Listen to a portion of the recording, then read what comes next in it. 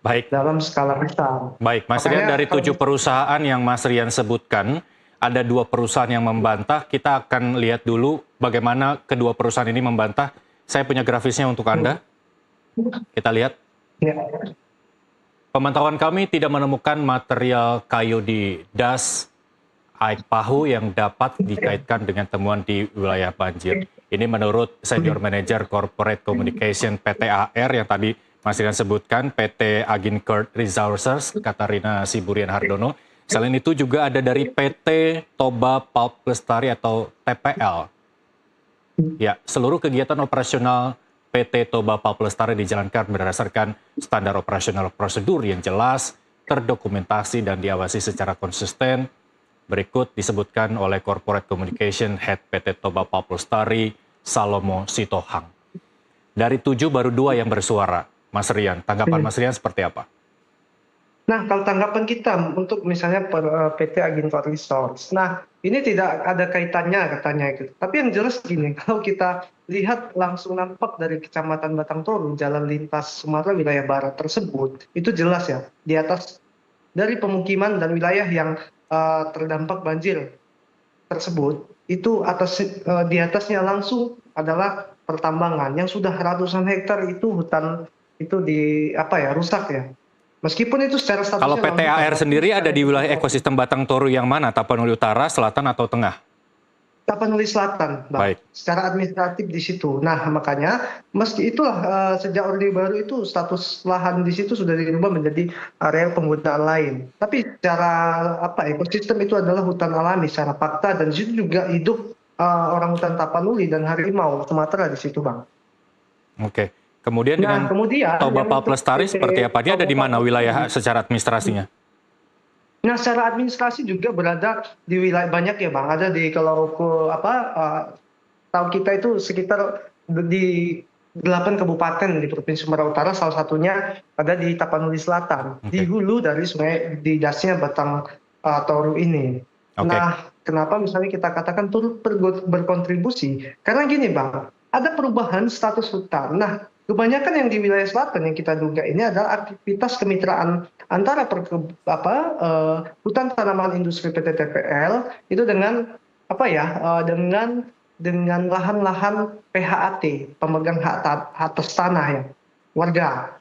Nah, jadi sehingga lahan-lahan yang sudah statusnya bukan hutan itu kerjasama perkebunan kayu rakyat itu mempengaruhi dan merubah tutupan alami hutan alami menjadi tanaman monokultur eukaliptus. Ini yang juga memang turut berdampak di wilayah Tapanuli Selatan dan di wilayah dasnya itu Hmm.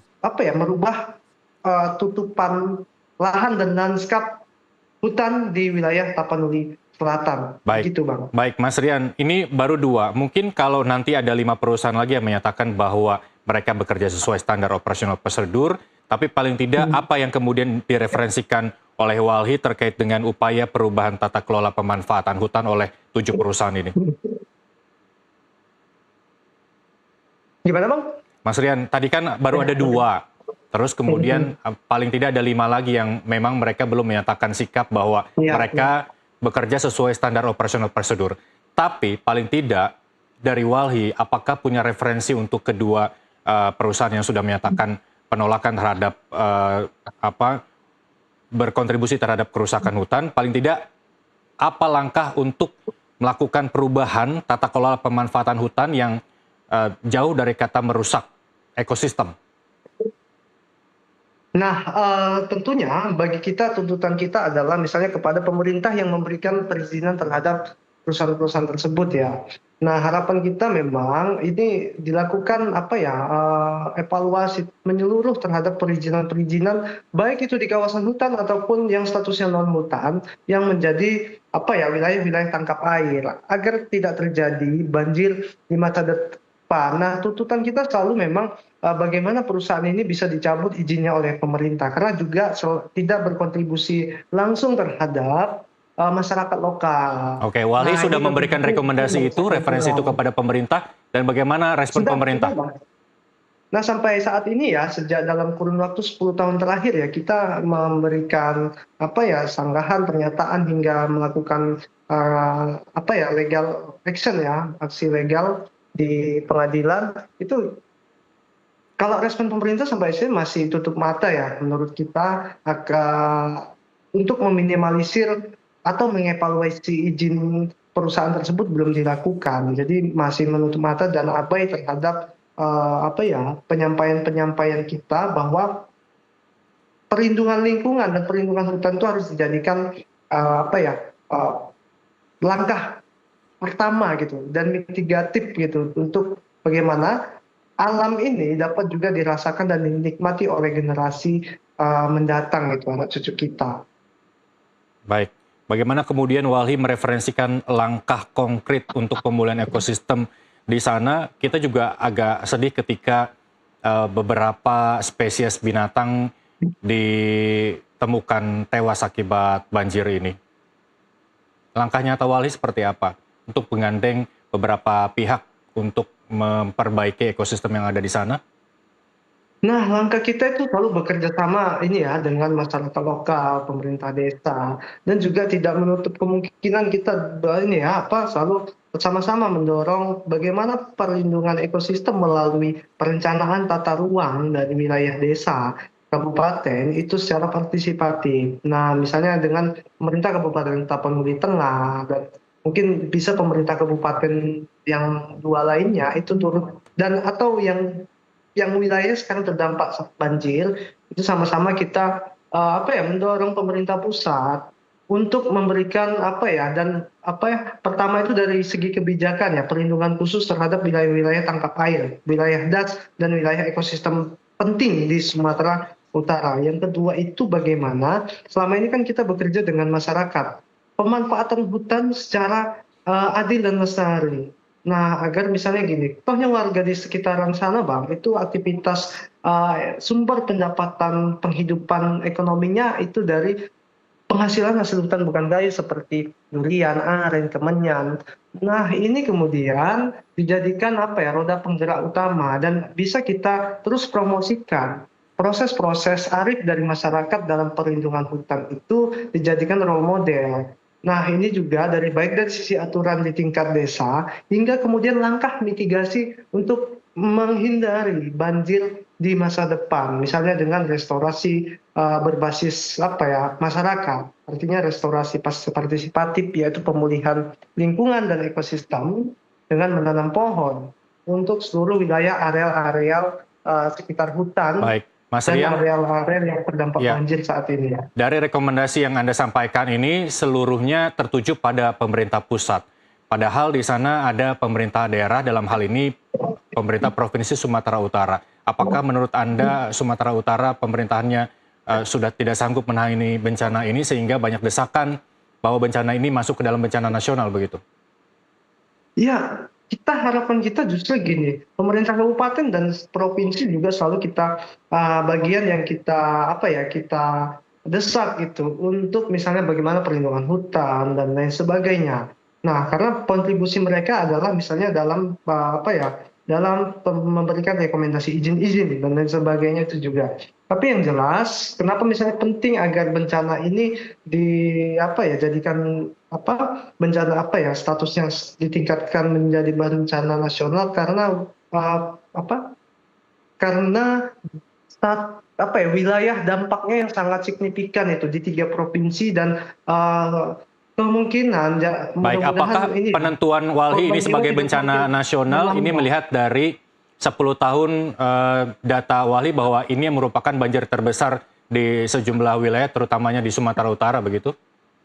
Benar benar Bang, karena juga gini, kenapa satu bencana nasional? Karena gini, sampai saat ini pasokan logistik masih terbatas ya di beberapa wilayah khususnya Tapanuli Tengah dan Tapanuli Selatan. Sehingga misalnya kita juga tidak sepakat ya bahwa narasi narasi penjarahan itu dilakukan. Tapi bagaimana itu sebenarnya bukan menjara, tapi karena tidak ada lagi pasokan logistik yang dapat diterima dan dikonsumsi warga.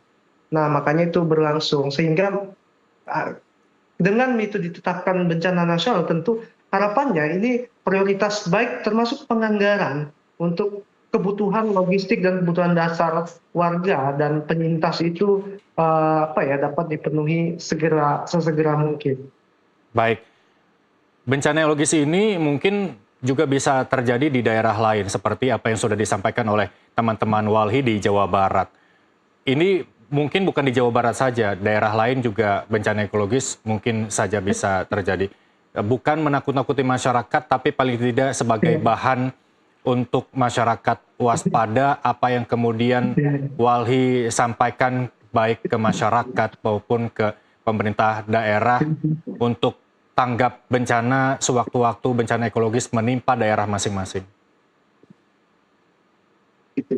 Ya, nah tentunya ini semua pembelajaran bagi khususnya pertama pemerintah dan juga bagi kita sebagai individu dan warga negara untuk turut serta dalam misalnya bagaimana sama-sama kita turut menyuarakan. Yang pertama, segala praktek pengerusakan hutan baik legal atau ilegal kita bisa bersuara. Contohnya misalnya kita sudah ada perlindungan hukum anti SLAPP ya, pasal 66 di Undang-Undang Lingkungan yang turut mengedepankan kepentingan orang yang siapapun yang membela kepentingan lingkungan itu tidak dapat dikriminalisasi. Nah, kemudian juga yang kedua ini kita bukan konteks bagaimana memframing bahwa ancaman bencana dan lain sebagainya. Tapi yang jelas ini fakta bahwa memang jangan lagi kita menutup mata dari praktek-praktek deforestasi yang selama ini ditutup-tutupi. Sekarang alam sudah menunjukkan semua kebenaran yang terjadi selama ini dan kebenaran yang selama ini ditutupi. Makanya misalnya banyak itu gelondongan kayu yang kabarnya itu kayu lapuk lah, kayu alami lah, itu nggak mungkin misalnya hujan membawa singtung gitu. Jelas itu nampak potongan kayu itu adalah praktek dari yang praktek masif dan terorganisir. Begitu. Baik, Nah, terakhir. makanya pemerintah harus melakukan evaluasi seluruh perizinan yang ada di sana. Kalau bisa pun dicabut izinnya dari hasil evaluasi tersebut dan kemudian itu melakukan penegakan hukum yang adil dan tegas itu terhadap oknum-oknum baik legal ataupun ilegal yang merambah hutan ataupun non-hutan di wilayah daerah aliran sungai. Baik, itu rekomendasi Walhi terhadap 7 perusahaan yang menurut Walhi ini berpengaruh terhadap bencana yang di Sumatera Utara ya. Baik, terima kasih Riandra Purba, Direktur Eksekutif Walhi telah bergabung bersama kami. Kita bertemu di lain kesempatan, salam sehat dan sampai jumpa. Ya, salam sehat. Sampai jumpa. Dan pemirsa NTV Prime Dialog masih akan kembali usai jeda. Kami rehat. Kami kembali sesaat lagi.